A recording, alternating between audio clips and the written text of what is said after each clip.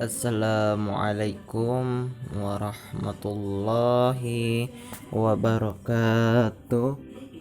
Sebelum kita mulai pembelajaran hari ini, marilah kita bersama-sama untuk berdoa terlebih dahulu menurut keyakinan dan kepercayaan agama masing-masing.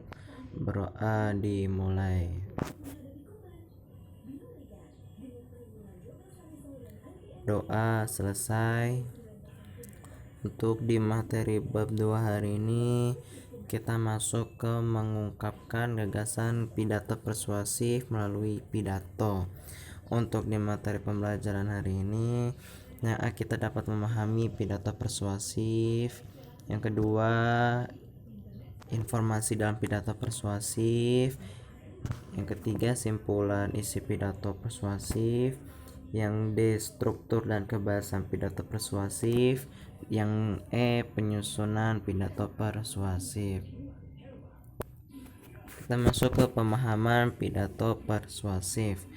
Di pemahaman pidato persuasif ada pengertian, jenis, dan metodenya dalam pidato. Apa sih itu pidato persuasif? Pidato itu yang bertujuan meyakinkan pembaca atau pendengar dengan menyajikan argumen dari sudut pandang si pembicara.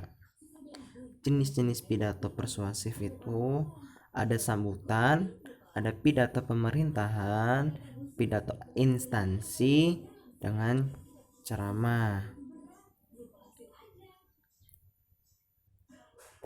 Lanjut. Metode pidato di sini terdiri dari 4, yaitu ada metode manuskrip atau naskah, metode memoriter atau hafalan, ada impromptu pidato dadakan, ada extemporan. Kalau manuskrip itu naskah, pidatonya sambil membawa naskah. Kalau memoriter itu hafalan, sebelum kita masuk ke pentas panggung, pidatonya itu kita baca terlebih dahulu, dihafalkan. Sedangkan impromptu itu pidato dadakan. Misalnya ada orang pengen ada orang pengen undang kita, tapi dadakan gitu pidatonya, jadi namanya impromptu, pidato dadakan ya. Dan extemporan itu belum saya gunakan ya, belum extemporan tuh sama kayak naskah ya, pokoknya hampir sama kayak naskah extemporan tuh ya. Ini merupakan metode pidato persuasif. B, informasi dalam pidato persuasif, yaitu ada tujuan pidato persuasif dan menemukan informasi dalam pidato persuasif. Tujuan pidatonya itu memberikan informasi kepada pendengar. Yang kedua, meyakinkan pendengar. Yang ketiga, menghibur pendengar. Yang D, menggerakkan pendengar. Langkah-langkah menemukan informasi dalam pidato persuasif itu apa ya? Yaitu membaca atau mendengarkan pidato persuasif dengan seksama. Yang kedua, mencatat informasi penting dalam pidato persuasif yang dibaca atau didengarkan. Yang ketiga, itu menyimpulkan pesan dari informasi penting dalam pidato persuasif yang dibaca ataupun yang didengar. Yang C, simpulan isi pidato persuasif. Simpulan isi pidato persuasif itu ada langkah-langkah menyimpulkan isi pidato persuasif, ada juga aspek yang diperhatikan dalam menyimpulkan isi pidato persuasif.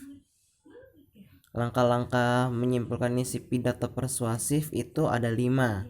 Yang pertama, memusatkan perhatian. Yang kedua itu menyiapkan alat tulis, buku, pensil, dan ballpoint. Yang ketiga, mendengarkan atau membaca pidato persuasif. Yang keempat, mencatat pokok-pokok pidato yang berupa informasi ketika sedang melihat atau mendengarkan pidato.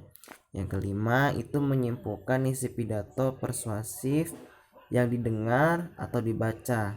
Ada 6 ya, maaf. Satu lagi, yang keenam, itu menuliskan simpulan pidato persuasif dalam beberapa kalimat. Jadi langkah-langkah menyimpulkan isi pidato persuasif itu ada 6, harus kalian pahami dari langkah-langkah menyimpulkannya. Lanjut, aspek yang diperhatikan dalam menyimpulkan isi pidato persuasif. Nah, itu ada simpulan harus memuat pokok-pokok isi dari pidato persuasif itu. Yang kedua, simpulannya itu tidak menyimpang dari isi pidato. Yang ketiga, simpulannya itu bukanlah komentar, melainkan ringkasan atau rangkuman dari isi pidato itu. Lanjut, struktur dan kebahasaan pidato persuasif. Masuk struktur dulu. Struktur pidato persuasif ada 3 ya dari pidato persuasif, itu pembuka, isi, dan penutup. Pembuka itu terdiri atas salam pembuka, sapaan, ucapan syukur terhadap Tuhan, ucapan terima kasih, dan tujuan pidato atau pembuka pidato tidak harus lengkap. Yang kedua, isi pidato. Isi pidato itu memaparkan permasalahan atau materi yang akan disampaikan. Permasalahan ini diuraikan secara terperinci dalam isi pidato. Yang D, yang C, penutup. Penutup itu bagian akhir dari pidato. Penutupnya ini terdiri atas kesimpulan ucapan terima kasih, permohonan maaf, dan salam penutup. Penutup pidato ini tidak harus lengkap, sama seperti yang di pembuka tujuan pidato itu pembuka pidato tidak harus lengkap. Yang salam penutup juga penutup pidato itu tidak harus lengkap.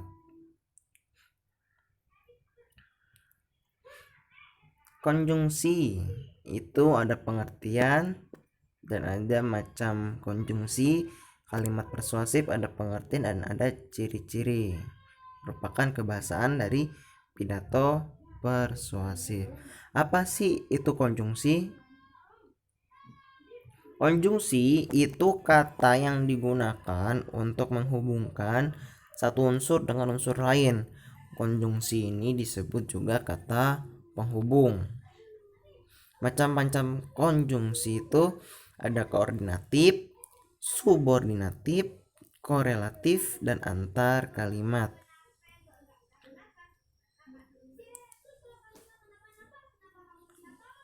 Kalimat persuasif yaitu kalimat yang berisi ajakan dan bertujuan untuk memengaruhi pembaca atau pendengar untuk melakukan sesuatu sesuai dengan kehendak penulis atau si pembicara.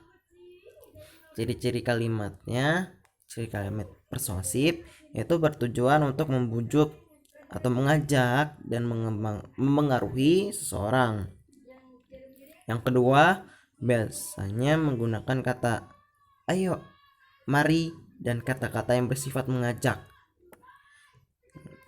Lanjutnya, biasanya menggunakan tanda seru di akhir kalimat. Yang E, penyusun pidato persuasif. Itu ada menyusun pidato persuasif dan berpidato. Langkah-langkah menyusun pidato persuasif yaitu menentukan tema atau pokok pidato. Yang kedua, mendaftarkan pokok-pokok pidato yang akan kita sampaikan. Yang ketiga, menentukan tujuan pidato. Yang keempat, menyusun kerangka-kerangka dari pidato. Yang kelima, yaitu mengembangkan kerangka pidato. Berpidato itu harus ada persiapan materi, persiapan pendengar, aspek yang diperhatikan dalam berpidato.